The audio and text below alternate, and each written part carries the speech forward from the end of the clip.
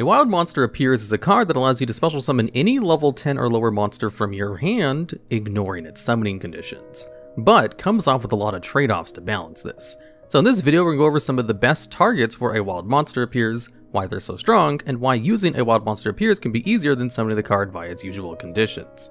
And at number 10, we have Stardust Dragon Assault Mode, one of the main boss monsters in the Assault Mode archetype. A series of cards based around summoning out stronger versions of existing synchro monsters with the use of the trap card Assault Mode Activate. Usually, Stardust Dragon Assault Mode can only be summoned via this method after tributing Stardust Dragon, but can also be summoned by a wild monster appears since it ignores summoning conditions. And whenever a card or effect is activated while you control the Stardust Dragon Assault Mode, you can tribute it for cost in order to negate and destroy that card, but you get to summon it back during the end phase. Also, if the Assault Mode version of Stardust Dragon happens to be destroyed while it's on the field, you can summon out the original Stardust Dragon from your graveyard. There's a lot of benefits to summoning out Stardust Dragon Assault Mode the traditional way. One of those benefits is, of course, having a Stardust Dragon already in the graveyard to summon out in case Assault Mode variant happens to get destroyed on the field. But more notably, by summoning out with the wild monster appears, the card wouldn't have been summoned out properly, meaning that it won't recur itself during the end phase. Initially, this makes it appear like there's no reason to use a wild monster appears in the first place, as you lose out on two of the card's strongest feats, being able to float and being able to recur itself. However, the Assault Mode Activate archetype is reliant on two factors. The first is summoning out the necessary synchro monster. The second is that the Assault Mode variant of that synchro monster remains in your deck. You see, Assault Mode Activate can only summon out monsters directly from the deck, and not the hand. So, if you just happen to draw the Assault Mode variant you wish to summon, you'd be unable to bring it out to the field with Assault Mode Activate. There is technically Assault Mode 0, which can summon out those monsters from your hand, but it's still contingent on you bringing out the right synchro monster on the field, which can be quite difficult if you use your Psi Reflector Search on Assault Mode 0 rather than Assault Beast, making it a somewhat awkward card to use. In contrast, a wild monster appear doesn't require a specific setup other than your opponent controlling a monster, allowing you to turn what would usually be an almost unusable Garnet in your hand into a powerful boss monster which contests your opponent's board, making it an absolute boon in decks trying to turbo out Assault Mode monsters. And in the case of Wild Monster Appears, it's capable of summoning out most of the Assault Mode boss monsters except a Hyper Psychic Blaster and TG Halberd Cannon, since they're over level 10. But it can also summon out Colossal Fighter to Foolish 2 Warrior monsters, or Red Dragon Archfiend or Arcanite Magician for a field wipe, and of course Stardust Dragon. The reason why Stardust Dragon specifically was chosen above the other Assault Modes is due to how versatile its particular Omni Negate is. You won't be able to clear out an entire field with the card, but you will be able to deal with problem boss monsters by battle, while killing your opponent's follow-up by negating a key combo piece, which is why Stardust Dragon makes the number 10 spot on this list, even in spite of the particular downside of using a wild monster appears. And at number 9, we have Evil Twins Ki-Sikil and Lil-La, a level 8 Dark Fiend monster with 2200 attack and defense, and the only main deck Evil Twin monster currently in the game to complement its main deck Live Twin counterparts. It cannot be normal summoned or set, and is usually special summoned from your hand or graveyard by tributing 2 link monsters that you control. And while you have a Ki-Sikil or Lil-La monster in your graveyard, it gains 2200 attack and defense. Also, when you do special summon it while your opponent controls 3 or more cards, you can make your opponent send cards to the graveyard so they only control 2. This effect is actually particularly strong, as you can use it to clear away both your opponent's monsters and their back row at the same time in a similar fashion to cards like Evenly Matched. And just like Evenly Matched, because the Evil Twins make your opponent perform an action, you can even bypass towers-like protections, provided your opponent chooses to send that card. And therein is the main issue with the card, as while it certainly can be used to clear upwards of 10 cards from your opponent's field, provided they have every zoned field, they do get to choose to keep any 2 cards of their choice. And those 2 cards could range from anything to strong boss monsters, to powerful floodgates, or even follow-up combo pieces for their next turn. In fact, Live Twin decks more often than not rarely choose to summon out the main deck Evil Twins monster, and instead just use it as a send-off of Evil Twins Trouble Sunny, partly due to how ineffective this effect can be, but also partly of how costly they can be to summon, requiring you to tribute 2 link monsters. This certainly isn't an impossibility for Live Twins, a deck focused on consistently going into and resummoning Link 2s, but it is a huge sink of resources. This is where a wild monster appears is particularly beneficial for the card, as instead of needing to jump through the hoops of bringing out 2 link monsters in the field, you can instead just special summon it out for free, partially clear your opponent's field with its effect, and clear out whatever monsters are left behind by destroying them by battle. All in all, the Evil Twins field wipe isn't terrible, and can actually be used to great effect to clear away most of your opponent's board, but can leave strong boss monsters still on the field, And while there are certainly benefits to summoning out the Evil Twins in a proper manner, namely putting Ki-Sikil or Lil-La monsters in the graveyard to boost its attack to 4400, it can be costly to bring out 2 Link monsters for a pseudo-evenly matched, which is why a wild monster appears summon it for virtually free really helps to add to the card's benefit. And at number 8, we have Water Dragon Cluster. This boss monster of the oft-forgotten Bonding archetype, a deck based around using chemistry in order to summon out Water Dragon or Water Dragon Cluster. It has 2800 attack and 2600 defense, and usually can only be special summoned by the effect of Bonding spell or trap cards, in the case of either Bonding D2O or Bonding DHO. Although it can also be summoned by the effect of a wild monster appears due to it ignoring its summoning conditions. If it's special summoned, you can activate its effect to prevent your opponent from being able to activate the effects of monsters that they currently control, while also making their attack 0 until the end of the turn. And during either player's turn, you can also tribute Water Dragon Cluster in order to summon out 2 Water Dragons from your hand or deck while ignoring their summoning conditions. Being able to lock your opponent out of their effects of monsters is actually a fairly strong effect, and one that's not too dissimilar from a card effect like Dark Ruler No More. So if your opponent has built up a strong board of interaction, they're either forced to negate or interact with Water Dragon Cluster before the effect resolves, otherwise they won't be able to use their on-field effects to interact that turn, keeping your Water Dragon Cluster safe from problem boss monsters like Destroyer Phoenix Enforcer. What's better is that Water Dragon Cluster also changes the attack of your opponent's monsters to 0, virtually guaranteeing that no matter what, you're always going to be able to run over at least one of your opponent's monsters by battle. For example, if your opponent has a field containing a Red Eyes Dark Dragoon that has negated and destroyed one of your card effects this turn, you can summon out Water Dragon Cluster, turn Dragoon's attack from 4000 down to 0, and beat over it easily as you would beat over a Scapegoat token. Now, there are of course some difficulties that come with Water Dragon Cluster. It can only really deal with one monster by battle, so if your opponent has a full board of powerful interactions, you're likely to face them head on during your opponent's next turn. But that's exactly why it's much more worth it to summon out Water Dragon Cluster using the effect of Wild Monster Appears, rather than usual setup of requiring the bonding spells and trap cards, which need you to either attribute 3 to 4 specific monsters from your hand or field, or shuffle them to your deck from your hand or graveyard. Meanwhile, if you summon out Water Dragon Cluster with the Wild Monster Appears, you don't lose out on card advantage you otherwise would have lost by using bonding spell and trap cards, since you essentially summoned out Cluster for free. And the cherry on top is that it also comes with a bonus effect of special summoning out 2 Water Dragons from your hand or deck at a quick effect speed. Now, while you can't use this on the same turn as use a Wild Monster Appears, you can use it reactively during your opponent's turn after Cluster is targeted by a card effect, or alternatively, if your Water Dragon Cluster manages to make it to your opponent's end phase, you can just tribute Cluster instead of shuffling into the deck with the downside of Wild Monster Appears, leaving you with 2 free monsters that otherwise would have been extremely difficult to bring out. Water Dragon Cluster is a decently strong card, and one that's capable of helping to break boards when going second, and is always guaranteed to be able to run over at least one monster your opponent controls. It's not as explosive or as strong as other cards on this list, which is why it only makes the number 8 spot.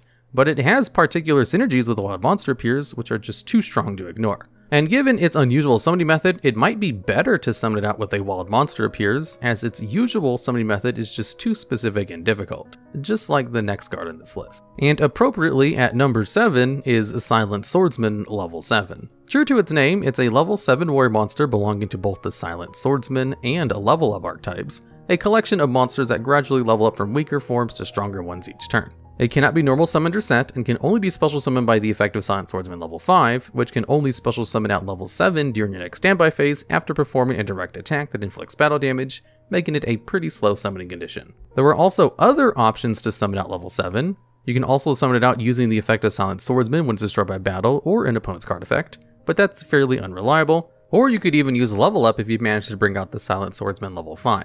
The reason why you'd potentially want to jump through all these hoops to do so is that while Silent Swordsman Level 7 is on the field, every single spell effect on the field is negated. Being able to lock your opponent out of an entire card super type is absurdly strong, and is the reason why many cards are currently on the ban list.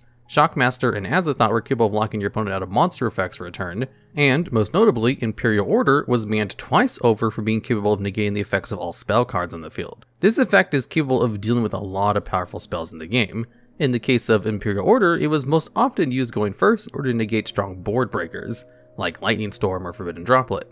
However, being able to negate spell cards when going second is also a boon, which is where Silent Swordsman Level 7 comes in. Currently, one of the strongest decks in the game is Branded Despia, a deck which notably relies on its fusion spell card in order to build up a powerful board, most notably Branded in Red and Super Pulverization. Branded in red allows branded Despia decks to easily fusion summon Guardian Chimera during their opponent's turn in order to pop cards you control while also drawing cards for follow-up. And Super Polymerization is capable of turning a light monster, like Silent Swordsman LV7, into fusion material for your opponent's Querites. However, because of the effect of Silent Swordsman LV7, these cards are useless while they're on the field. Even Super Polymerization, which usually prevents cards or effects from being activated in response to its activation, would still be negated at the resolution of Silent Swordsman LV7's effect, as it's a continuous effect. And during your opponent's turn, you would also stop them from utilizing their follow-up cards like Branded Fusion, or even the entire Adventure engine. There are, of course, downsides to summoning out Silent Swordsman LV7.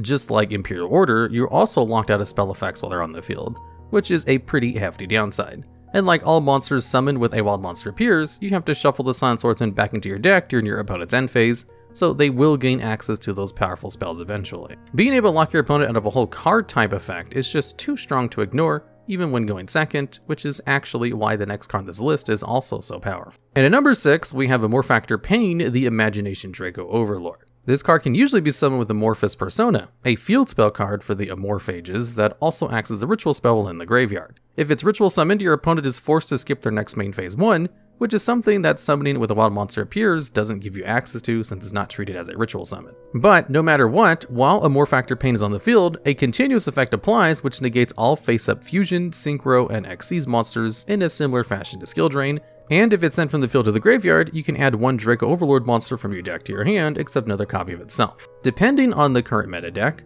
this effect may vary from somewhat ineffective to obscenely strong, as it's powerful against decks that rely on extra deck types mentioned. For example, in the current meta, the two best decks of the format are Branded Despia and Sword Soul Tenyi, two decks that can't really rely on link summoning too often due to their archetype restrictions which usually lock them into certain summoning types. This means that Amorphactor Pain is actually very strong against these types of decks, acting as a pseudo skill drain that will prevent your opponent from being able to effectively utilize their interruptions these strategies usually put out as soon as Pain hits the field, as those archetypes are fusion and synchro based respectively, and if it manages to make it to your opponent's turn, it's also capable of stopping key combo pieces like Lubellion, the Searing Dragon, or Sword Soul Grandmaster Chizao, preventing the opponent from extending their plays after you break their board with Pain. In fact, this effect has proven to be so potent that even Drytron strategies are currently making use of Amorphactor Pain as a tech choice against the current meta. Now, there are some blind spots with Amorphactor Pain which they can't cover. While it is certainly effective against strategies that are reliant on fusion, synchro, or Xyz monsters to make their plays, it doesn't really do anything to deal with link monsters, one of the most generic and widespread mechanics in the game. So, if your opponent is playing a deck like Sharks, you'd be in luck, but if your opponent instead happens to be playing Marincess or Ignisters, Amorphactor Pain is essentially dead weight. In the case of Drytron Amorphage decks, you would at least force your opponent to skip their main phase. Since you're ritual summoning it, you don't get the same benefit with a wild monster appears, but you also don't need to tribute it to monsters to summon it out and you get the blanket negate. So while it is technically better to summon out Pain the proper way, there are still some benefits to using a wild monster appears above its usual summoning condition. Amorphactor Pain's negation is superbly strong, which is why it makes it onto this list in the first place. You do get access to more effects if summoned out via a ritual summon, but its on-field negation is just as strong when summoned out using a wild monster appears, making it more than worthy of the number 6 spot. And at number 5, we have Phosphorage the Elemental Lord, a light fairy monster belonging to the Elemental Lords, a series of different attribute monsters that all need 5 of their particular attribute in the graveyard in order to summon and have effects that mirror infamous powerful cards. In the case of Phosphorage, you need 5 light monsters in your graveyard in order to special summon it, and once it's special summoned, you get to destroy all monsters your opponent controls. You can only use this effect once per turn, and when it leaves the field, you have to skip your next battle phase. In the general case of Elemental Lords, getting exactly 5 of an attribute in your graveyard is a fairly difficult thing to accomplish. Usually, this is done with the use of the Elemental Sabers, an archetype of monsters which can change their attributes in the graveyard once per turn, in order to facilitate the summon of the Elemental Lords. But the Elemental Lords can also be used generically in decks that rely on their attribute. Water combo decks currently use Moline Glacia in order to rip 2 cards out of your opponent's hand by properly fulfilling its summoning condition. But while fulfilling this condition certainly isn't impossible for some decks, it's still a lot to ask for in both instances, especially given that the Elemental Lords need exactly 5 monsters of that attribute. Any more or less would prevent their summon. This is why a wild monster appears can be beneficial for this particular series of cards, so much so in fact that the card's art itself features Grand Soil the Elemental Lord, which is somewhat ironic given that Grand Soil's effect to reborn a monster from either graveyard can't really be used due to the restrictions of a wild monster appears.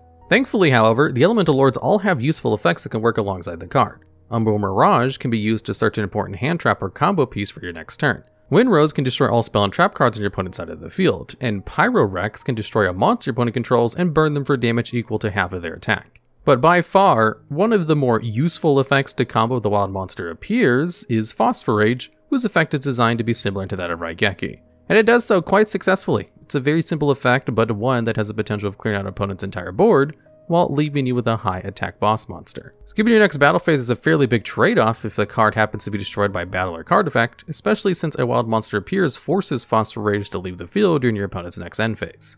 However, thankfully, because Phosphorage returns to the deck face down, it doesn't have an opportunity to trigger that effect, actively synergizing with the wild monster appears to gain its powerful effect without needing to worry too much about skipping your next battle phase. Although this is still a possibility, since Phosphorage would still be vulnerable to removal or being destroyed by battle. But for a potential wipe of every single monster your opponent controls, it's earned its number 5 spot, allowing you to clear up a board of strong boss monsters with relative ease, leaving your opponent to pick up the pieces. And at number 4, we have the Legendary Fisherman III, the third installment of the Legendary Fisherman monsters and the strongest of the 3 too. Usually it can only be summoned by tributing a Legendary Fisherman monster you control, and when it's special summoned you can banish every single monster your opponent controls, at the cost of not being able to attack the Legendary Fisherman for the rest of the turn. It can't be destroyed by battle or card effects, and it's unaffected by spell and trap cards. And once per turn, you can return every one of your opponent's banished cards to the graveyard, and if you do so, the first time your opponent takes battle damage or effect damage this turn, it's doubled. The Legendary Fisherman has a lot of strong effects which bring it so high on this list.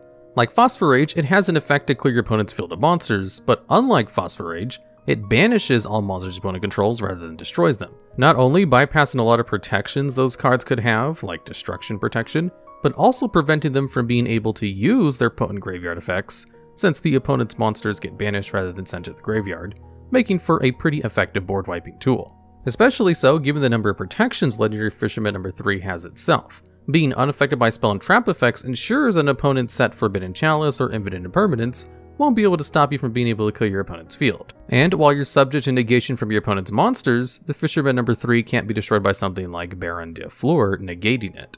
Or even by battle. If you find yourself in a situation where your Legendary Fisherman III was negated in some way during your opponent's turn, it also doubles as an effective wall, almost guaranteeing that you make it through your next turn, especially if you happen to summon Legendary Fisherman in defense position. Now, unfortunately, because a wild monster appears prevents any kind of damage from being done to your opponent for this turn, there's no real utility to be had from using the Fisherman's third effect. Since you'll have no battle to double, you'd just be providing your opponent with a setup graveyard, mitigating the banish in the first place. So if you really want to OTK your opponent with this effect, it's better to just summon out the Legendary Fisherman properly. However, like with most of the cards in this list, Wild Monster Appears makes up for its heavy restriction with its ease of use. As in any other case, you'd have to bring either the Legendary Fisherman 2 or the original counterpart from your field in order to tribute it to summon out the third iteration, which, while possible, is a tall order, as you need to bring out level 5 monster, which requires a normal summon, and a tribute fodder in order to bring it out, then summon out number 3. So despite a minor bit of anti-synergy, summoning it out using Wild Monster is just easier in comparison to its regular summoning method. And when you do bring it out, you have a field wipe that also happens to be a hard to out boss monster, making it a perfect target for a card such as Wild Monster. Yet despite that, there are still 3 other cards which might be better than the Legendary Fisherman number 3 to summon. And at number 3, we have Judgment Dragon, the ultimate boss monster of the Lightsworn archetype. Usually, it can only be summoned by having 4 or more Lightsworn monsters with different names in your graveyard, and while it's on the field, during each of your end phases, you must send the top 4 cards of your deck to the graveyard. But also, by paying 1,000 life points, you can destroy every other card in the field with no once per turn in sight. Being able to clear the entire field is particularly important when utilizing a card like a Wild Monster Appears, as you're relying on that singular monster to deal with your opponent's entire board in some capacity, whether it's a board of spells, traps, or monsters. Previous field wipes in this list, while strong, don't carry the same roundedness that Judgment Dragon has. Phosphorage and Legendary Fisherman 3 are certainly capable cards, but they're limited in that they can only deal with your opponent's monsters, leaving back row decks like Eldritch completely untouched. Judgment Dragon, on the other hand, doesn't just destroy all monsters, it destroys all cards, meaning that no matter what kind of deck you end up facing, combo, or control, you're going to have an opportunity to deal with your opponent's entire board. What's even better is that Judgment Dragon doesn't even have a soft once per turn. So if your opponent has some kind of board wipe which is either capable of surviving a card effect destruction multiple times a turn, like maybe having Dengursu, Orchest of the Evening Star, or Melfi Hide and Seek, you can continuously keep activating Judgment Dragon to run them out, provided you still have life points to pay. Now, technically speaking, Lightsworns don't have too much trouble putting cards into the graveyard in order to properly summon out Judgment Dragon. By using cards like Charge of the Light Brigade and Solar Recharge to mill cards from the top of your deck and fill your graveyard with appropriate names, it's fairly simple to seed the graveyard with necessary monsters required for its summon. However, most of the Lightsworn monsters are only capable of milling from your deck during the end phase. And because you're milling from the top of your deck, there's no guarantee that you're going to be able to have the names necessary to summon out your Judgment Dragon. So a wild monster appears, as always, doesn't require any of that setup, allowing you to just easily turbo out Judgment Dragon without relying on any of the RNG. And it comes with the added bonus of even being able to summon Lightsworn Wolf in the case that you draw it instead of Judgment Dragon. But if you do just so happen to summon out Judgment Dragon, you get one of the strongest field wipes in the game, which is why it makes its number 3 spot on this list. And rolling in at number 2 is Machina Citadel, the key boss monster of the Machina archetype of Earth Machine Piles. Machina Citadel can be summoned out by any card effect, and while it's on the field it has the quick effect that on a hard once per turn, you can target a machine monster you control to destroy that monster, and all monsters your opponent controls with an attack equal to or less than that monster. And because Machina Citadel is a machine, you can also target itself. And furthermore, while it's in the graveyard, if your machine type monster, except a Machina Citadel, is destroyed by battle or card effect, you can special summon it.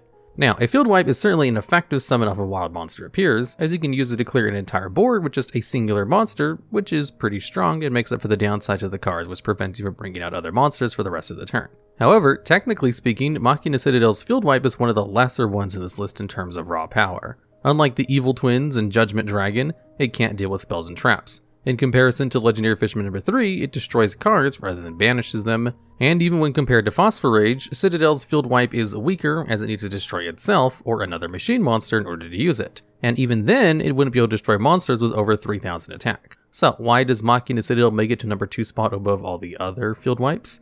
Because Machina Citadel is also a quick effect. Every other field wipe on this list so far requires that you perform it during your own turn. And while this is effective at clearing your opponent's board, it doesn't really help to deal with whatever they've got during their turn. Machina Citadel, however, is capable of beating over some of your opponent's important interruptions, while also acting as a ticking time bomb that you can use on demand as a torrential tribute during your opponent's turn. So if they try to set up again, you can just trigger Citadel to clear the board and leave them with nothing. Or alternatively, you could just use it to wipe your opponent's field as soon as it's summoned out, like the other board breakers on this list. The difference is that Citadel has a level of versatility that these cards don't. And destroying Citadel with its own effect isn't even a detriment either. You're just setting up your own graveyard with Citadel to summon itself out the next time one of your machine monsters is destroyed in some capacity, allowing you to use it over and over again through the course of the game. Which also prevents it from being shuffled back into the deck with a wild monsters appears negative side effect. Overall, Citadel is more than just a field wipe. It's an interruption that can be used at pivotal points during your opponent's next turn. And in terms of boss monsters, Citadel is capable of ending on its own, which is why it's the second best target for a wild monster appears in the game, but there is still one card that's better. And at number 1, we have Scourge Norleras, a level 8 dark fairy monster that belongs to a series of monsters that require you to banish a mixture of fairies and fiends for their summons. For Norleras specifically, you must banish a single light fairy type monster alongside 3 dark fiend monsters in order to special summon it. And while it's on the field, you can pay 1000 life points in order to send all cards in both players' hands and fields to the graveyard, then you draw 1 card, essentially acting as a better Chaos Emperor Dragon, held back in part due to its pretty niche summoning condition. There aren't too many decks in the game which reliably intertwine with both light fairy monsters alongside dark fiend monsters, especially not well enough so they'd be capable of manipulating their graveyard in such a manner. However, if you do manage to bring Scourge Norleras to the field, not only are you capable of clearing your opponent's entire field, you're killing their follow-up too.